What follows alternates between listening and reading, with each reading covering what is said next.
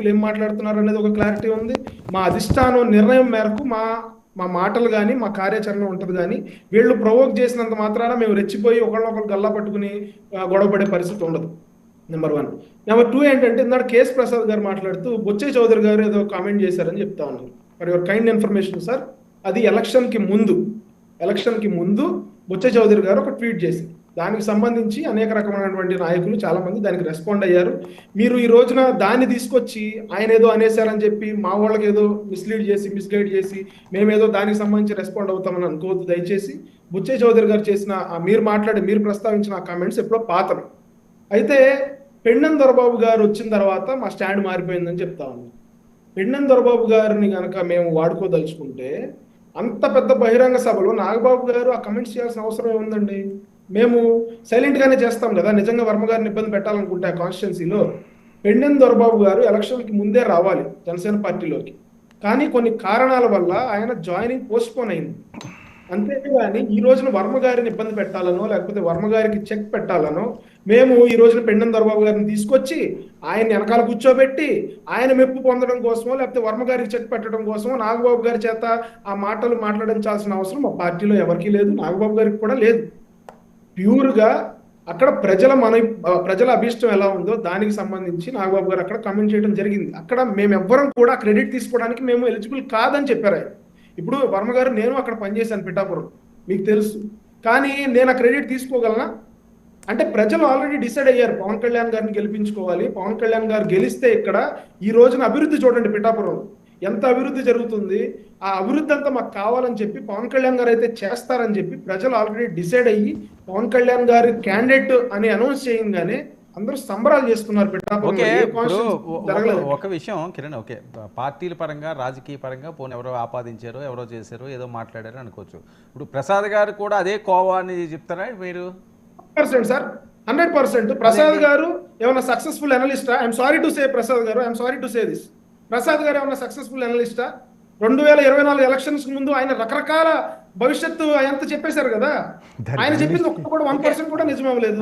పవన్ కళ్యాణ్ గారికి అనురాగ్ మాట్లాడుతున్నారు. ఇప్పుడు కాదు కదా ఎలక్షన్ లో ఇన్ని సీట్లు వస్తాయంటారు, ఇవన్నీ అన్ని జరగాలని లేవు కదా 100%. అట్లాగా అంటే ఇప్పుడు ఒక అనలిస్ట్ అన్నప్పుడు అన్ని రకాల నుంచి మాట్లాడాలి. కానీ మీరు గమనించండి ప్రసాద్ గారి ఆద్యాంతం ఆయన I understand is an intellect. ఆయన తెలివిగలడు, బాగా తెలివిగలడు. కాకపోతే ఆయన రాంగ్ డైరెక్షన్ లో వెళ్ళాడు, రాంగ్ ట్రాక్ వెళ్ళాడు. ఆయన గనక నిష్పక్షపాతంగా నిజాయితీగా ఆయన అనాలిసిస్ చేస్తుంటే ఈ రోజున ఆంధ్రప్రదేశ్ లో నెంబర్ 1 అనలిస్ట్ కింద ఉండేవాళ్ళు. కానీ ఆయన రాంగ్ ట్రాక్ పట్టారు. ఆయనకున్న సబ్జెక్ట్ కానీ ఆయన వాక్చాతుర్యం కానీ ఒకాబులరీ కానీ అంతా మాకు తెలుసు. కానీ ఆయన రాంగ్ ట్రాక్ పట్టి పవన్ కళ్యాణ్ గారిని కానీ మమ్మల్ని కానీ చాలా చులకన భావంగా, చంద్రబాబు నాయుడు గారిని కానీ లోకేష్ గారిని కానీ చాలా దిగజారి మాట్లాడారు ఆ రోజున. కానీ మేము అవేమి ఇప్పుడు ఒక్క నిమిషం సార్ నేను సాక్షియే కదా, నేను చాలా డిబేట్లు మీతో పార్టిసిపేట్ చేశాను కదా. పవన్ కళ్యాణ్ గారిని కూడా అనరాని మాట్లాడినాను. కానీ ఈ రోజున కేఎస్ ప్రసాద్ గారు వచ్చేసి జనసేన పార్టీ భవిష్యత్తు ఎట్లా ఉండాలి, జనసేన పార్టీ భవిష్యత్తులో ఏ పోరాటాలు చేయాలి, జనసేన పార్టీ ఏ సమస్యల మీద పోరాడాలనేది చెప్తా ఉంటే మాకెవరికి ఎక్కట్లేదు సార్. నేనేం చెప్పలేదు, తెలుసు ఏం చేయాలో. నేనేం చెప్పలేదు, నేనేం చెప్పలేదు. చెప్పబోతే మీరు ఏం చేయాలో నేను చెప్పలే. పొజిషన్ గురించి లేకపోతే నాగబాబు గారి మాటలు ఎవరు పట్టించుకోరని, నాగబాబు గారికి ఆ స్థాయి లేదనే విధంగా ఆయన మాట్లాడారు. అసలు నాగబాబు గారి గురించి మీకేం తెలుసు సార్? మాకు చాలా ఎక్కువ తెలుసు. పార్టీ కష్టపడి ఒక్క నిమిషం నేను మాట్లాడండి. నాగబాబు గారు పార్టీకి ఎంత కష్టపడ్డారో మీకు తెలుసా? ఆయన పార్టీ ఆద్యాంతం కష్టాల్లో ఉన్న ప్రతిసారి ఆయన అండగా నిలబడ్డారు. అనకాపల్లి ఎంపీ సీట్ ఇచ్చి వెనక్కి తీసుకుంటే ఆయన సైలెంట్ గా ఉన్నారు. మొన్న రాజ్యసభ ఇస్తానని చెప్పి వెనక్కి తీసుకుంటే సైలెంట్ గా ఉన్నారు. పవన్ కళ్యాణ్ గారికి ఎప్పుడు అవసరమైతే అప్పుడు నేను ఉంటానని చెప్పి పార్టీని భుజాల మీద మోసిన వ్యక్తి ఆయన. ఆరోగ్యం సహకరించకపోయినా మోకాలికి చేతికి సర్జరీ చేయించుకున్నా కూడా ఆయన పార్టీ కోసం పనిచేసిన వ్యక్తి. ఈ రోజున మీరు మీ ఇష్టం వచ్చినట్టు మీరు మాట్లాడుతూ ఉన్నారు. ఆయన మాటలు ఎవరు పట్టించుకోరంటే పట్టించుకోని మాటల గురించి మీరు ఎందుకు రెస్పాండ్ అవుతా ఉన్నారు? ఆయన మాటలు ఎవరు పట్టించుకోరు కదా, పట్టించుకోవట్లేదనే చెప్పాలి. మీ మాటలు ఎవరు పట్టించుకోవట్లేదు. కేఎస్ ప్రసాద్ గారు ఏమి అనాలిసిస్ చేసినా కూడా మేము ఎవరం కూడా దాన్ని పట్టించుకోవట్లేదు. ఇంకోటి లక్ష్మణ్ మాట్లాడుతూ ఈవీఎం ట్యాంపరింగ్ అంటే జగన్మోహన్ రెడ్డి ఈవీఎం పెడితేనేమో ఈవీఎం దొంగ ఈవీఎంలో గుద్దుకుని ఓట్లు గెలిచారంటాడు. మరి ఎమ్మెల్సీకి మొన్న బ్యాలెటే కదా సార్, మరి దాన్ని కూడా గెలిచాం కదా, దాన్ని ఏమో రిగ్గింగ్ అంటాడు. మళ్ళీ ఇంక ఎలక్షన్ ఎలా పెట్టాలి?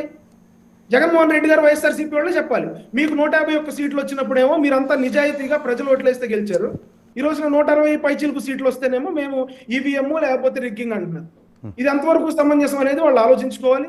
ఇక్కడ నేను ఒకటే కంక్లూడ్ చేస్తా ఉన్నా సార్, కూటమి పార్టీల్లో చిచ్చు పెట్టాలని ఎవరు చూసినా కూడా పైన చంద్రబాబు నాయుడు గారు, పవన్ కళ్యాణ్ గారు, లోకేష్ గారు, they have a clear thought, they have a clear clarity. మీరు అన్ని మాటలు చెప్పి మమ్మల్ని మభ్యపెట్టాలని చూసినా కూడా ఏ సందర్భానికి ఎవరు దేనికి రెస్పాండ్ అవ్వాలో దానికి రెస్పాండ్ అవుతాం తప్ప మీరు రెచ్చగొట్టారన్నంత మాత్రం మేము రెచ్చిపోయే పరిస్థితి. ఏంటి ప్రసాద్ గారు మభ్య పెడుతున్నారట, జనసేన టార్గెట్ గా మాట్లాడుతున్నారట, అవసరం ఏమొచ్చింది అజయ్ అనలిస్ట్? ఇందులో అవసరం లేకపోవడం ఎందుకు కదా సార్. ఇప్పుడు ఆయన అధికార ప్రతినిధి కిరణ్ గారు, ఆయన ఖచ్చితంగా ఆ పార్టీకి సంబంధించిన అంశాలు ఆయన వాళ్ళకి ఫేవరబుల్గాను వాళ్ళ భుజాన్ని వేసుకుని మాడాలి. ఆబ్లిగేషన్ మాకుండా మేము కిరణ్ గారు మీకు ఈరోజు చెప్తున్నాను, నా విశ్లేషణ మిమ్మల్ని చూడమని నేను ఎవరికి చెప్పను, నచ్చినోడు చూస్తాడు అందులో ఎస్ఎస్. మీకు ఇంకోటి చెప్తున్నా, నేను ఒక సెఫాలజిస్ట్ని కాదు, మీరు ఒక విషయం ఆగండి, నేను ఒక సెఫాలజిస్ట్ని కాదు, నేను కూడా ఇప్పుడు కూడా ఆగండి, మీరు అవుతుంది మీ వాయిస్ రావట్లేదు, ఒక నిమిషం ఆగండి. నేను ఒక విషయం మీకు చెప్తా జాగ్రత్తగా, నేను నా సర్వే ఏదైతే చేశానో అది కూడా మీకు నేను క్రిస్టల్ క్లియర్గా చెప్తున్నా. మునిబాబుతో కలిసి చేసింది సంక్షేమ పథకాలు అందుకున్న వాళ్ళ దగ్గర అనాలిసిస్ చేశా. దాంట్లో కూడా మీరు చూసుకుంటే క్యాస్ట్ వైజు తెలుగుదేశం పార్టీకి, జనసేన పార్టీకి, బీజేపీ పార్టీకి, అలాగే వైఎస్ఆర్సీపీకి ఎవరెవరు ఓట్లు వేయరో కూడా క్రిస్టల్ క్లియర్గా చెప్పా. నేను అది కూడా చెప్పిన తర్వాత రెండోది ఏంటంటే, మీకు ఇవాళ దగ్గర 64 స్థానాలు కాంగ్రెస్ అండ్ నోటా ప్రభావంతో లేటెస్ట్